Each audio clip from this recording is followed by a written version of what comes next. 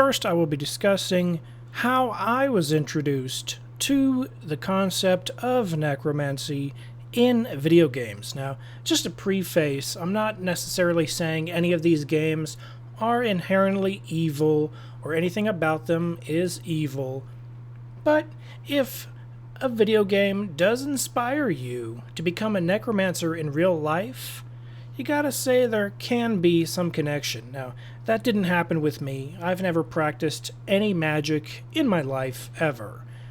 So, video games did not inspire me to do anything like that. I'm just exploring necromancy in pop culture, and this is how I was introduced to it.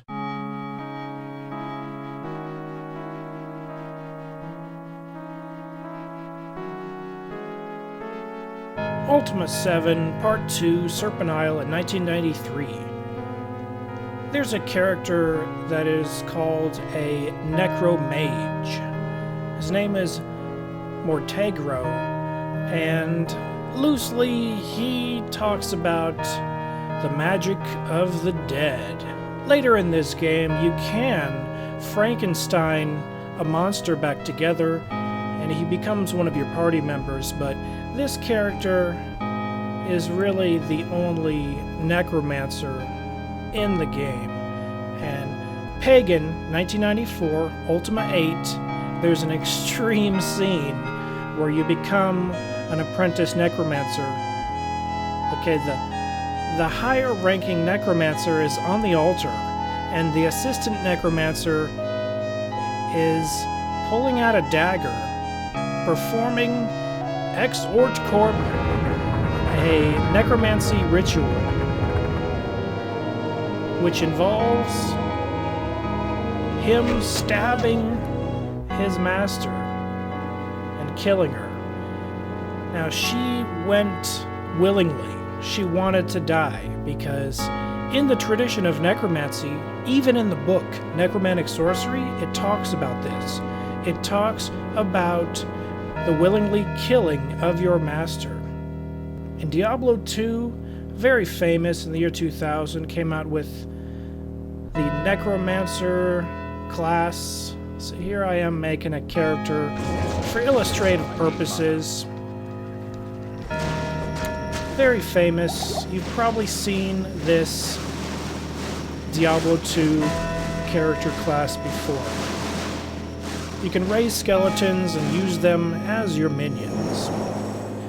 There are many other games. Ultima Online in 2003 came out with Necromancy. Now, this isn't the best example. This is me just walking around a graveyard with a brand new newbie necromancer.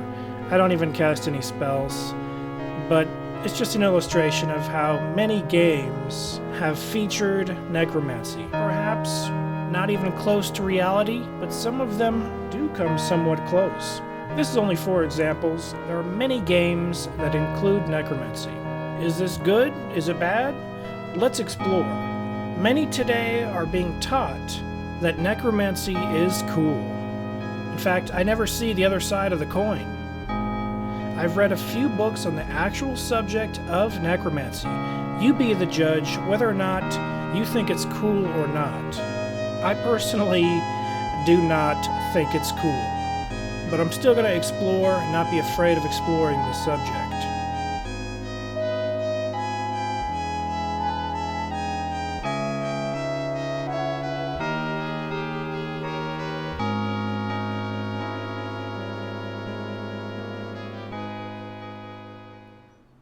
I never will and I never have practiced necromancy. But seriously, I never have. So don't try this at home, kids. It's not fun. Necromancy's a seriously bad thing. I can tell you from first-hand experience, if you pick up a necromantic book like this, the contents aren't going to be good for your health. They're not going to be good for anything. They're not going to be good for your mind. A lot of the contents inside are illegal. Obviously, that's only going to cause some people to want it even more. And I was curious, so I picked it up and I read it. And this is the felt edition. There are more felt editions than there are leather editions. Now I have both editions. It's bad stuff. It's dark stuff. It's not good. And you saw some examples in pop culture. We have the White Walkers in Game of Thrones. In my personal opinion, if you go to a graveyard, use any of these spells in any book like this, what you're going to be doing is attracting negative entities, not human ghosts at all. Now, I personally believe in human ghosts, but let me just give you my personal opinion on human ghosts. When you die, your spirit, in my opinion, goes up pretty high. At least the 6th dimension is my opinion. And these lower entities, they're very close to us. Therefore, they're only one dimension up, in my opinion, which would be the 5th dimension. They have the ability to mimic human ghosts, dead people. Where there is contact with actual dead relatives, there might be a goodbye dream or a goodbye vision. But in my opinion, there's not going to be any lengthy contact. There's a person on YouTube, and I'm not going to mention who they are and what they're specifically talking about, but they claim to be communicating with a celebrity every single night. I guarantee you, it is not that celebrity who you think you're talking to. You're talking to a negative entity unless you're schizophrenic. Then you're talking to yourself. Dead humans don't have the ability to carry long, drawn-out conversations. Although I do understand, in Eastern mysticism, some of the Eastern mystics do claim to talk to their ascended masters. John Chang is one example of that, also known as Dynamo Jack. John Chang claimed he did frequently communicate with his deceased master, but John Chang himself admitted that demons were constantly trying to steal his yin energy because he meditated many times a day to build up his yin chi. They wanted to steal it from him constantly. By what means, I don't know, but they would apparently appear to him trying to trick him. Negative entities don't appear to people randomly, sporadically too often. It's a very rare scenario. Let me take this off. I'm not a necromancer. In fact, this ankh right here is not some magical ankh. It's a wardrobe costume prop piece from the TV show Black Sails. The only ankh on that show, it was worn by Obi, one of the guards to the African woman. It was also worn by a dead captain in a key scene. That key scene, I was hoping, was foretelling the death of Captain Flint. But you're going to have to watch the series. I'm not going to spoil the series for you. I thought it was a cool trinket, so it was the only ankh on that show. I'm a fan of ankhs. Here's an ankh mirror I picked up. Pretty cool. Some people think ankhs are a symbol of death. I have a video entitled The Symbolism of Ankhs, which gives my personal perspective of ankhs. I see it as the key of life, not of death. But back to necromancy. We see it in movies, TV shows, all the time. Video games, it's all over the place. Is it evil in and of itself? I guess depending upon how realistic it is, it can fall into that blurry gray area. If it's just a generic character with a skull, it's all really up to you to decide. I'm not a spiritual leader. I got this Halloween costume just for fun, for skits and whatnot.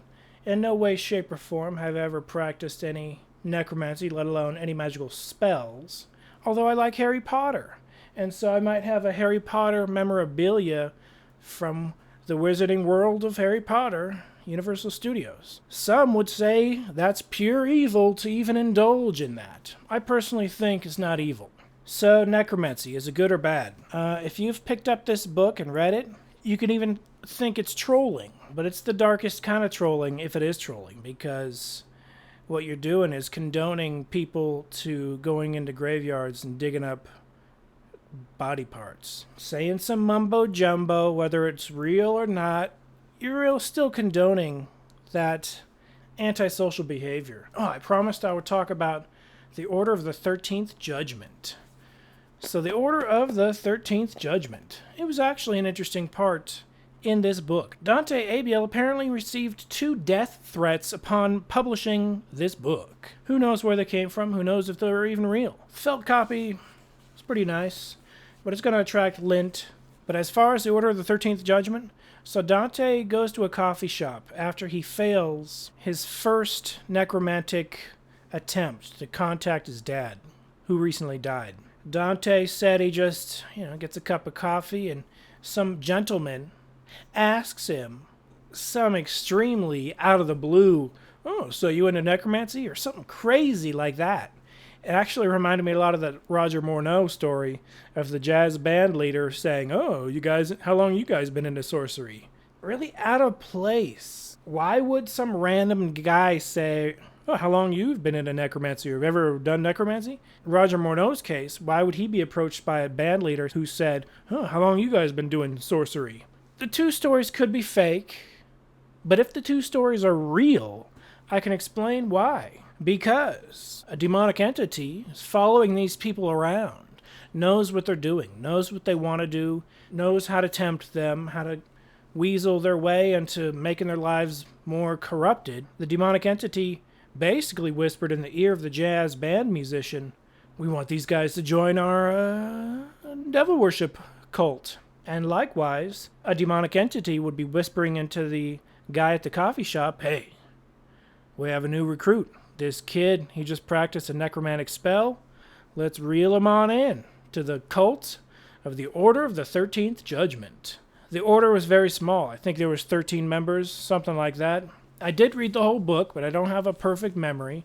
But what I remember is Dante is taken below a temple of ordinary circumstances to find a secret door in the basement or something with a serpent with red eyes on the door, I believe. Dante is let inside by the man. Everyone is wearing hooded robes, kind of like this, which is merely... This is just a bathrobe, to be honest. Dante is told to sit and watch the ceremony of the Order of the 13th Judgment. This guy says he's been practicing necromancy for 40-some-odd years. And he's supposedly a member of a regular institution, but secretly, on the down low, in the basement, he's practicing necromancy, sorcery, summoning entities. So they have a triangle and a circle situation. The triangle is where the demon manifests. The circle is where the sorcerers are supposedly protected from the demon that they are summoning. Now, I've heard cases where demons can walk in the circle and they say, "You know what, we can walk in the circle. It doesn't protect you from jack squat." And I believe that's pretty accurate. It's more symbolic. So, what these Order of the 13th Judgment guys summon is the entity they probably worship, probably take orders from. It appears as a very tall, yet short compared to a human, I would suppose, a very tall cobra serpent. Maybe it's yay high, I don't know. But I pictured in my head maybe it's 3-4 feet tall, a fat black cobra with red eyes. Exactly, Dante says, exactly like the one depicted on the door. And he's watching the ceremony. For those that don't know, when a demon appears in the triangle, say in other secret societies that practice witchcraft, like the OTO, the Order of the Golden Dawn, there are various different magical, sorcery-related institutions. They do have the circle, and they do have the triangle, and they have the candles, or a mirror, or whatnot. Sometimes they talk to the entity through a black mirror, or a crystal ball, or perhaps just in between some candles. And not everyone in the room can see the entity. You have to be in a sync. You have to be in a certain mindset, at a certain frequency, almost a dazed and confused type mindset to see the entity. It doesn't mean the entity doesn't exist. It doesn't mean the entity's not there. The entity is in a slightly higher dimension, and so I'm sure it tries its best to manifest in this dimension. But just because you have to be a little bit out of it to see it, in a mesmerized, hypnotized, trance-like state to see it, doesn't mean it's not there. So Dante, being the natural-born adept sorcerer that he is, he can see it. And the guy asks Dante what he sees. And the guy's almost surprised that Dante can see it. Dante described exactly what the entity looked like: a black snake, the red eyes. I think he could talk. I think he could speak English. I think he was communicating with the guys, the different Order of the 13th Judgment members. Now, I would have to say one of the more unbelievable parts of this book is when Dante is asked, so, what do you know about that entity? What can you tell us about it? And Dante, off the cuff, off the top of his head, almost recites something from the Key of Solomon, from the Goetia, from the descriptions of the different demons. He just recites, this demon can, I don't know, it can help with herbs and plants and spells and, maybe healing or this or that. I can't remember the exact details, but it's really dictionary generic. Or it's actually dictionary specific. Too specific. You can't look at an entity and know over 9,000. So that part was a little bit over the top fake, in my opinion. And the parts where he condones or doesn't condone, yet condones illegal activity, I don't know if he's practiced any of that stuff, such as digging in graveyards. Don't recommend it. As far as the Order of the 13th Judgment, I don't even know if that's real. I don't know if it exists. I don't know if the 2 supposed death threats he got are real or not. But if they are, it might have come from one of the members, or 2 of the members of the Order of the 13th Judgment. Never heard of those guys. No one has. Supposedly the guy handed Dante a business card with a triangle and some upside-down crosses. So it goes without saying a lot of the stuff in this book is anti-Christian, anti-Jesus. That seems to be the game of a lot of these mysticism occult books. Anti-Jesus. You're going to notice, hey, there's a common thread in all these books. All these people despise Jesus with a passion. On top of despising Jesus with a passion, a lot of these people claim Jesus never existed. For someone they believe never existed, they sure hate him a lot. And some will say it's just, it's just mysticism, it's just occultism, mysticism in action. I think I read a book called Mysticism in Action.